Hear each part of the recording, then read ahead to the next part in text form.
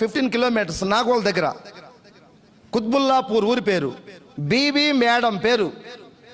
Private స్కూల్లో ఆయమ్మకి ఎంత ఇస్తారు సార్ శాలరీ? అమ్మ అందరూ మాట్లాడాలా? ఎంత ఇస్తారో మాకు తెలియదు అన్న. మాకు ఎంతో కానీ చెప్పండి. 5, 6, 7 మీ నోటికి వచ్చిన చెప్పండి. 5, 6 వేలు. అయితే ఆమె 8 ఇయర్స్ పనిచేసిందంట. స్టార్టింగ్లో 3,000, 8 సంవత్సరాలు పనిచేస్తే 500 జీతం పెరుగుతూ 8,000 అయింది 8 సంవత్సరాలకి. కరోనా టైంలో ఆ జాబ్ కూడా స్కూల్లో బంద్ అయిపోయింది, లేదు. ఆ టైంలో ఒక ఆర్టీసీ కండక్టర్ ఆమెను పట్టుకొచ్చిండు బీబీ మేడం మీటింగ్ ఇన్న తర్వాత ఒక 800 రూపాయలు పెట్టి మనకు ఆయిల్, సబ్బు, సరుపు, పేస్ట్ తీసుకుంది. ఇక్కడ ఎవరు ఇంత కొనమని చెప్పట్లే మన ఎండి గారు, అవునా కదా? ఐడికి ఏమైనా డబ్బు కట్టమంటున్నాడా? ఇంత ఈ కంపెనీ లాంటి గతంలో ఒకటి వచ్చినాయి మార్కెటింగ్. అవి రైటు లెఫ్ట్ కట్టేది, కట్టిపిచ్చేది. ముందు నువ్వు ఇరుక్కోవాలా, నలుగురు ఇరికియాలా. ఈ పనికిమాలిన కంపెనీలు వచ్చి ప్రజలను దోసుకొని పోయినాయి. మనకు అవగాహన ఉండి లేక దాంట్లో కొంతమంది చేతులు కాల్చుకున్నారు. ఇప్పుడు మనం కొత్తగా వెస్టేజ్ అని పోయేసరికి ఇట్లాంటి మేము ఇన్ని చూసామంటున్నారు. సార్ ఇన్ని చూసాము, కట్టేది కట్టించేది చూసారు. సార్ దీంట్లో ఏమైనా ఉందా కట్టేది? ఒక్క సబ్బు కొనుక్కో చాలు 35 రూపాయలు పెట్టి. వాడు నీకు నచ్చితే మళ్ళీ కొను, లేదంటే ఆపేసి. ఇంకెక్కడుంది ఇక్కడ ఫ్రాడు? చాలా మంది అవగాహన లేకుండా బయట సమాజంలో మనకి ఈ కంపెనీలో మనం స్టార్టింగ్ డేస్లో మనం ఏదో వెస్టేజ్ గురించి పోయి వాళ్ళకి చెప్తే వాళ్ళు మనల్ని డిస్కరేజ్ చేస్తారు పూర్తిగా. మన ఛార్జింగ్ మొత్తం తీసేస్తారు, బుట్ క్యాంప్ ఛార్జింగ్ అంతా. అరే పిచ్చోడా నీకేం తెలుసు, ఇట్లాంటి నేను ఇన్ని చూశాను, 6 నెలల కన్నా ఎక్కువ కనుకుంటే నా చెవి ఎత్తా, నా కాలు ఎత్తానంటారు కొంతమంది. అలాంటి మాటలు విని ఆగిపోమాకండి మీరు. నేను స్టార్టింగ్ స్టేజీలో డిస్ట్రిబ్యూటర్గా ఉన్నప్పుడు ఒక 2-3 మీటింగ్స్కి వచ్చిన. ఇక్కడికి వస్తే మన ఎందుకో తెలియదు కానీ మన ఎంట్రుకలు మొత్తం నిలబడతాయి, లేచి రోమాలు బూస్ బంప్స్ వస్తాయి. అక్కడికి పోతే ఏమవుతుంది సార్, మనకు తగిలిన వాళ్ళు ముదురు తగులుతారు. వాళ్ళు ఏ విధంగా ఒక విధంగా నేను డిస్క్రైబ్ చేస్తారు అంతే. ఎందు నీ మాటలతో అయ్యా నాయన లేచి నిలబడుతున్నా, తిరుగుతున్నారు ఎవరో. తిరిగితే ఇక్కడ ఈ డయాస్ మీదకి వచ్చి డ్యాన్స్ చేయాల్సి వస్తుంది లేస్తే.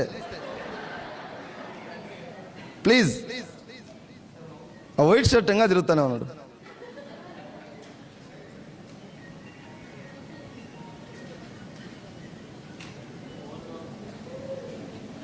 ప్లీజ్.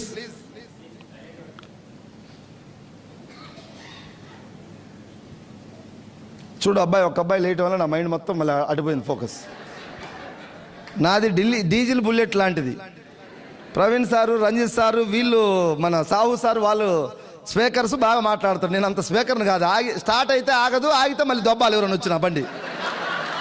డీజిల్ బుల్లెట్లు అంతే ఉంటాయంట, స్టార్ట్ కావాలి అయితే ఎవరైనా దొబ్బాలు వచ్చి. మీ అందరినీ థ్యాంక్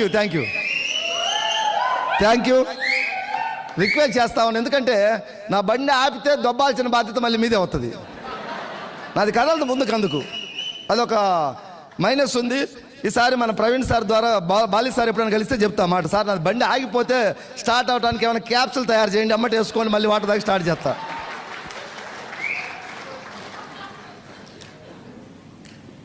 ఎక్కడ దాకా చెప్తున్నా సార్ నేను?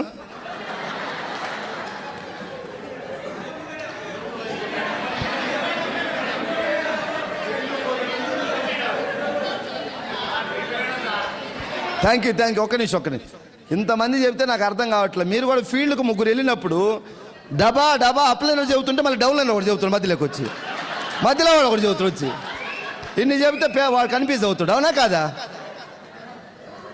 కాబట్టి ఫీల్డ్కి వెళ్ళినప్పుడు తెలిసినా తెలవకున్నా, ఇప్పుడు కొత్త ప్లాన్ మారింది మనకు. 5, 8, 10, 11 ఉండేది గతంలో. ఇప్పుడు మనకు 12 అయింది, 16 అయింది. 5, 8, 12, 16, అవునా కాదా? మీరు 4 పోయిన ప్లాన్ చెప్పడానికి ఒక చోటకి ఎవరో ఒకరు స్టార్ట్ చేసాడు. 5, 8 పొరపాటున 10 అన్నాడు అనుకో, నువ్వు ఎమ్మటే పెట్టి ఆపు మాకు, మళ్ళీ 12, 16 అన్న మాకు చెప్పని ఏం మునిగిపోయింది.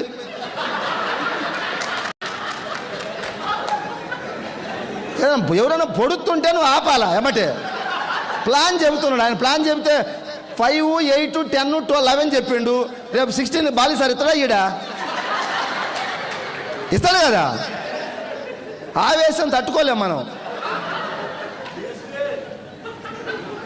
దయచేసి అందరూ ఇవన్నీ చిన్న చిన్న మిస్టేక్స్ చేస్తున్నాయి, మనం అవి మార్చుకుందాం. అవునా కాదు?